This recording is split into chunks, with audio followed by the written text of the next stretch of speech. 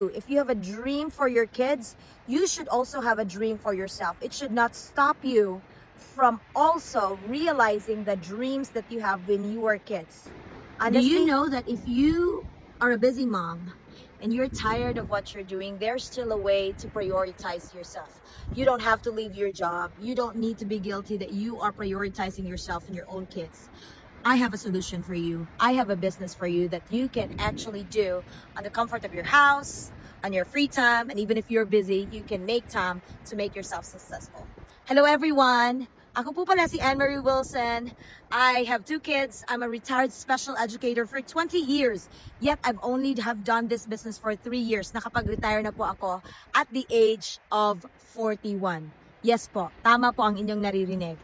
I came here in United States 2008, and that included my education also and my master's and my teaching in the Philippines. Pero I told myself I needed more. So I came here and I got it and I got what I wanted. Nakapag-teach po ako dito, okay naman yung sweldo. But then I also have kids, 2 po, and I have my husband. And then later I realized nung 2021, nung pandemic na, ay, kulang pa din. And I wanted more. Kulang pa din because I was living paycheck to paycheck. I was the sole provider and I still am the provider of my family back in the Philippines. At lumalaki na din po ang mga pangangailangan ng aming pamilya habang lumalaki na din ang aking mga anak. So I told myself, kailangan kong kumayod, kailangan kong magtrabaho ulit. But how would I do that? No, I want to have time freedom. I want to be with my kids. And it was, remember, it was pandemic. So wala talaga akong nakuhang extra na job. Buti na lang nakita ko ang digital business na to online. Sa online lang din, nakita ko na pwede pala tayong magtrabaho sa comfort ng ating bahay, sa extra time. At ang sabi ko nga, kung hindi ko siya nakita, hindi ko alam kung nasan ako ngayon. By the way, nandito pala ako sa Cocoa Beach, Florida. My daughter has a dance competition, but we just have this side trip para makita ang beauty ng nature. So, paano nga ba ako nakapag-retire? Yes, nasimulan ko po itong digital business na ito 3 years ago. At ang nagustuhan ko lang talaga, sabi dito, pwede ko siyang gawin anywhere and anytime. Which is totoo po. Kahit wala pa akong business background, ang training, mabisa po. Sinusundan ko lang siya at nakapagtayo na ako ng aking own na website, ang aking own na business. And most of all, grabe, worldwide tayo. Hindi na natin kailangang magtinda, hindi natin kailangang mag-recruit.